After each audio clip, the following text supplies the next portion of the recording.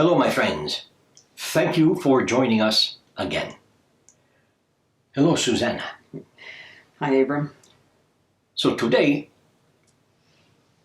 we will be discussing a few things about consciousness and a bit about the ego. Basically, how to raise your consciousness.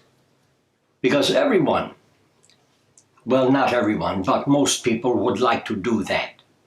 Some people are just satisfied the way they are, and this is a good thing for them. And they will stay that way, and that is a good thing for them. So, Susanna, how would you like to begin today? Well, in the last video, we established that there really is no separation between soul and spirit, that we are energy essence, which takes care of every label that we have for the soul or the spirit. Absolutely. And labels are not a good thing because they put people in categories and that separates people. So it limits people. Absolutely. And limits what they think of themselves and the possibilities that they could bring into their life. What do you think of yourself? I think I'm great. I do also, but really, what do you think of yourself? I think of myself as an individual who does not possess a lot of fear about exploring my emotions, my soul, my psychic abilities, the possibilities that are out there. I welcome it all. I try not to put limitations on what I do. All right.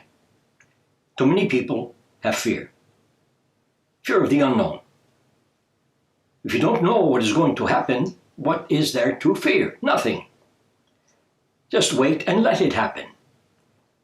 Don't have an expectation, because expectations will keep things from you. They will have things unravel themselves in not such a good way for you. So have no expectation, really, if you can, about anything or anyone. This would be the best way to be.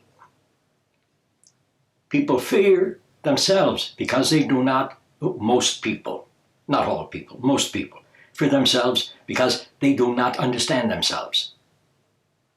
If they were to understand that they are nothing but consciousness, they would have a much easier time in and at their lifetime. What do you have to say? Well, going along the lines of that, and to underscore that we are an energy essence, that consciousness, soul, spirit, essence, and energy are all the same thing. Correct? Absolutely, all the same thing. When people stop labeling things, people, ideas, situations, there will be one thing left: an understanding of energy, an understanding of consciousness. Too many people are trying to find consciousness. Where is consciousness? How does it work? What does it mean? I've said this before, I will say it again. If you want to discover consciousness, stop all of that and look into a mirror. Because you are consciousness just the way you are. Now, my definition of consciousness is it is the driving force for all that is alive. And everything is alive. Would you agree with that? Yes or no? I would absolutely agree with that. And I can't find my question, but what does love have to do with consciousness? Love, well, let me put it this way. The universe has laws and rules. The primary law of the universe is love, love energy. Now, what is love? Tell me. I think we have an idea of love here in the physical,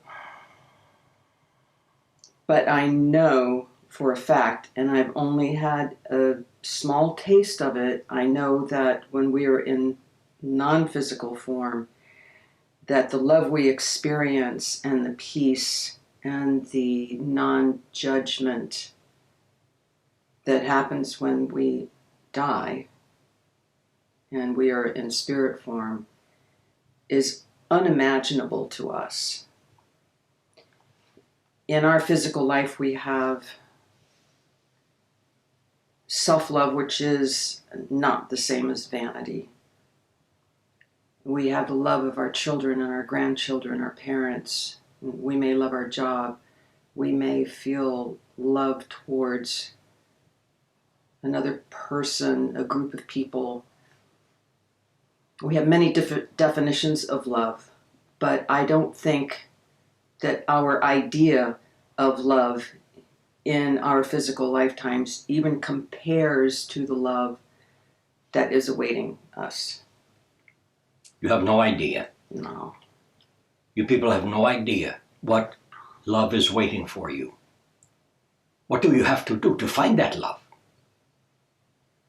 A couple of things. You can use meditation. Let go of your physicalness for a time. Become energy, the energy that you are. Because you are not real as a physical human being. You are not real. Reality is not real. I've said this before, I will say it again. Reality is an illusion, which makes you an illusion because you are your reality. It comes from you. Love comes from you. Reality, not the way you know it, but reality as an illusion gives love back to you. When you have love, you have acceptance of the self, complete acceptance of the self, and allowance of the self. You can define love as being not one emotion, but all emotion. Because in love, you can find anger, you can find jealousy, you can find sorrow, sadness, happiness, and all the rest. So love is all emotion. Now, if you want to find more love, not only for yourself, but for other people, for animals, and for your, what you call reality. If you want to find love, accept everything as it is now. And allow everything to be what it is. And with people, allow them to be how they are and what they are. When you have love, you have no judgment. When you have love, you have emotional freedom. Emotional freedom. And you understand that, I've said this before, I will say it again, all emotions are equal because there is only energy. So all emotions are energy. Anger is equal with joy. Sorrow equal with happiness. It is your judgment that will determine what your emotion is at any one given point in time. So what else do you have, my friend? If consciousness is the fabric of the universe, and speaking about love, is love the driving force of the universe? Consciousness is the driving force for all that is alive. Love is the driving force of the universe. Absolutely, yes. Now, when you think of consciousness, how long has it been around? There was no beginning. Well, how can there be no beginning to anything? There has to be a beginning, there has to be an ending. No, not really. When you are talking about consciousness, you are talking about a tiny spark of energy that once a long time ago existed somewhere in what you call your universe. The spark of energy wanted to know itself in a more complete form. It allowed itself to, let me put it this way, in a positive way, examine itself, come to terms with itself, and let itself grow into becoming consciousness. You can define consciousness any way you want to. That will be up to you. And all definitions work. They are fine. So as this consciousness began, it again wanted to know itself in a more complete way. There was no Big Bang. It drew all of its self inward. Imagine that there are things around you, and you wanted to become those things. You would draw them into you. You would draw them into you, and you would allow them, you would have them to become a part of you. Now maybe you can understand what I am saying. This happened with consciousness. It drew itself within itself. And then it exploded, became more grand, became more of what it was to be and what it was at that point in time. Wanted to know itself again in a more grand way, did the same thing. Drew itself within itself, exploded. So it was a ping-pong game of implosion, explosion, and then your universe began as potential. Potential. Consciousness is potential. Your reality is potential. You are potential. You know by now there is nothing but energy. Nothing more, nothing less. Everything, everyone, just energy. So that makes everyone, everything, consciousness. So all of you people trying to find consciousness, stop looking. Look into a mirror and you will find consciousness. What else do you have, my friend? So consciousness is self-aware. All that, absolutely. It cannot not be. Absolutely. Some people have the idea that the brain is a filter for consciousness. Some people think that. Some people believe that. I believe that the brain is a computing mechanism. Period. It's just part of our physical reality. Absolutely. You have a computer, you give it an instruction, it gives you a result. Same thing with the brain. All right, it may be hard for people to understand that. Probably will be. And here we go with rocks. The rocks have consciousness. Everything has consciousness. Everything has consciousness because everything has and is a vibration. Even rocks, even things that you think are not alive, they have their own vibration, which means they have their own consciousness. Everything is about vibration, consciousness, everything. Is there a difference between vibration and frequency? Vibration will create a frequency. A frequency will create another vibration. They go hand in hand. Okay. When we've all experienced what's called road hypnosis or highway hypnosis. It's also called, what do they call it? White line fever or something like that. We're in an altered state of consciousness when that happens, when we are functioning behind the wheel of a car,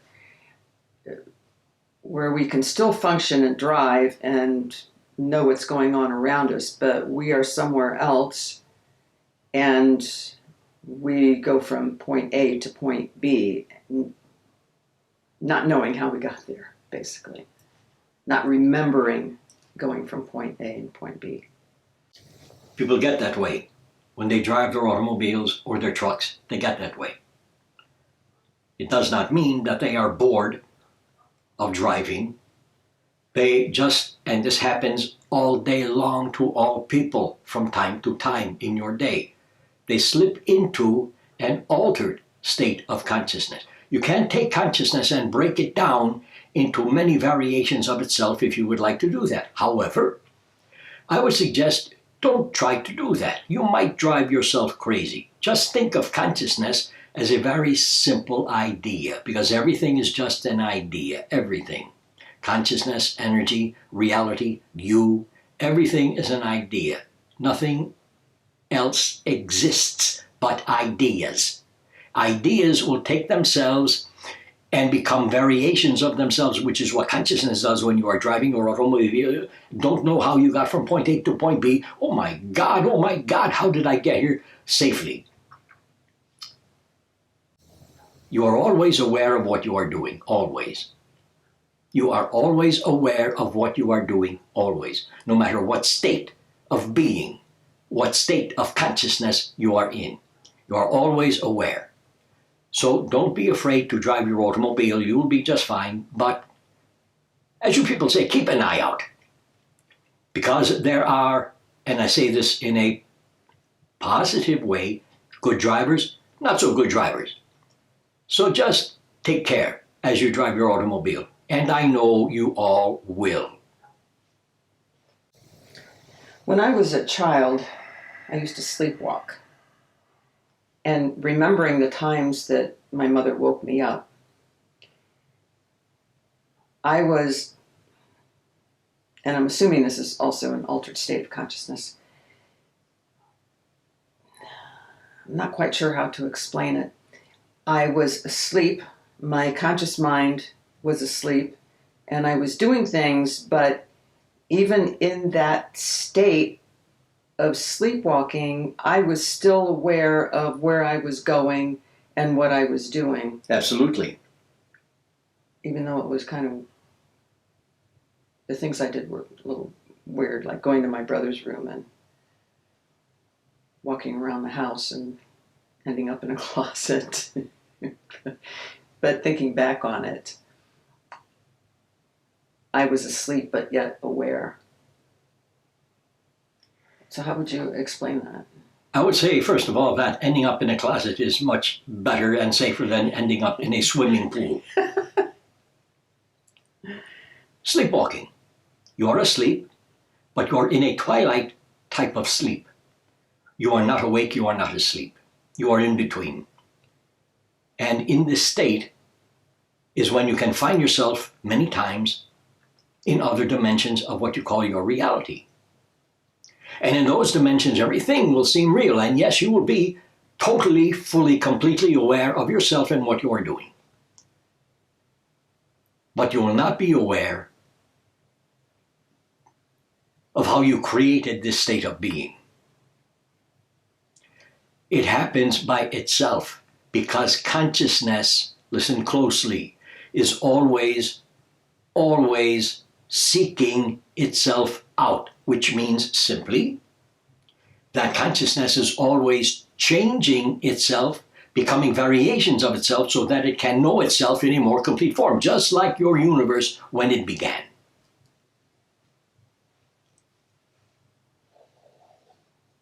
So what else, my friend? How does consciousness influence the ego? I don't know. Just kidding. The ego is a part of consciousness. They influence each other. Oh, he is such an egotistical so-and-so. Oh, she has a very big ego. Watch out for her. Stop it. Understand that the ego is just emotional expressiveness. This is all it is. Well, what about those people who think that they are all it? They are to themselves. They are all it. Without an understanding of what they really truly are. Now, if people could really understand what they are, completely and truly, they would understand themselves as being, and they would become the power of their own reality. The true creator of their own reality. And by that I mean they would not create with expectation, judgment. They would create with allowance and acceptance. And they would have a reality that gives them perfection, period. I'm waiting, my friend. What else do you have? I was wondering. You were sleepwalking. Okay, I have heard many times. More than that, I think. Probably. There is a lot of speculation as to when the soul enters the body. In my experience as a medium, I know from experience that the individual who is coming into this physical life will be in and out of the body during the whole pregnancy. So there, in my opinion, there is no set point when the soul... Is complete within the body. Thank you. You are right. There is no time element involved. This is completely, totally up to the soul. When the soul has had enough of the experience of, let me put it this way, jumping in and out of the body, then it will rest, he or she, the soul, will rest with the idea that the timing is right to just settle in the body and begin physical existence. But there is no time. No time. It is up to the soul. Now, there's also a belief that many people have that if animals evolve enough that they could cross over to be a human being. No. If that, going along those lines, if that were to happen... Did I say no too soon? No, you did not. I'm just going a little bit further. All right. That would, it seems like it would kind of skew everything up, because also it is my belief that the animal kingdom is the animal kingdom, the plant kingdom is the plant kingdom, the fungi kingdom is the fungi kingdom. We stay human, and everybody stays in their own domain. Everybody stays in their own lane. Absolutely. And if there were to be crossovers, that would just be kind of crazy, wouldn't it? Yes. Can you imagine walking down the street, minding your own business, and suddenly you see an individual walking toward you growing a flower out of his head? Plants do not become human beings. Animals do not become human beings. Human beings do not become plants. Human beings do not become it. Everyone stays, as Susanna said, in their own domain. But many people believe that animals evolve into becoming human beings. Now, what I can say about that is when you are in a state of non-physical existence, let us say when you die your physical death, don't be afraid, everyone will die, and it is a nice feeling. When you are in a non-physical state, then you can have the opportunity of experiencing the energy of an animal, maybe one of your past pets. The opportunity. You don't have to take it, but you can have. This is not a you will have. This is a you can have the opportunity to do that for a very short time. Then you go back to being a non-physical human being. Animals, especially dogs, can experience human beings by experiencing their emotions. They do it all the time. Well, pay attention to your animals, no matter what animal you have. If you are having anger, your pet will respond to that. If you are enjoying your day, having a good time, being in a good mood, your pet will respond to that also. But humans stay humans, animals stay animals, nature stays nature, plants stay plants, bugs stay bugs, and all the rest, all the way down the line. You ready? I'm waiting. Okay. Would you explain how our soul, our essence, when we are in spirit form, in non-physical, where a person or an animal can splinter themselves and only have part of themselves become physical? And can someone splinter themselves into having, let's say, 3 physical lives at the same time? This can happen. It's very, very rare. It can happen with human beings, and each splinter will live in an alternate dimension of any particular reality at the same time. Dogs have a knack of doing this all the time. So do cats. they die, they stay non-physical for a time, then suddenly people start thinking, I'm getting the feeling to look for a dog or a cat. I think having a pet would be a good thing. So you go out and you get a pet of your choosing, dog or cat or bird. Not too many people will have pets of insects, so don't worry about that. Pay attention to your dog. I will name this dog Sparky. But there is something different about Sparky. Sparky almost from time to time seems like Weldon, my past dog. Why do I feel that way? Because they have the ability to do that. They join together. Human beings don't do that. They can splinter and exist in alternate dimensions of a particular reality if they would like to do that. Very, very, very, very rare.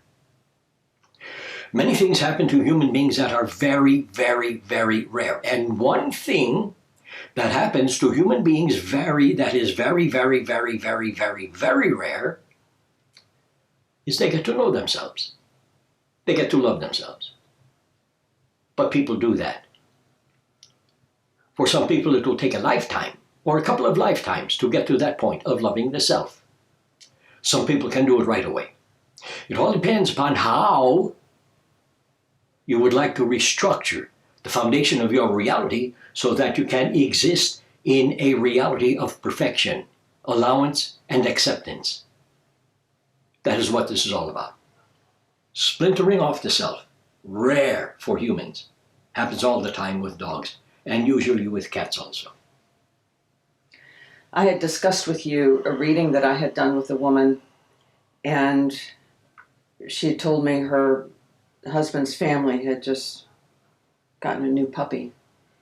And my dog, Betsy, who died many, many years ago, came through. And the information that I received was that Betsy was that dog. In our discussion together, when I asked you about that, it was only part of Betsy. So Yes. was that an example of what you were just talking about? Absolutely. Okay. So I'll put it this way, half Betsy, half the new dog. Okay. The new dog's identity, half and half. That is an easy way to say it. Okay. And it surprised me because the only connection that was there was my reading with this woman who's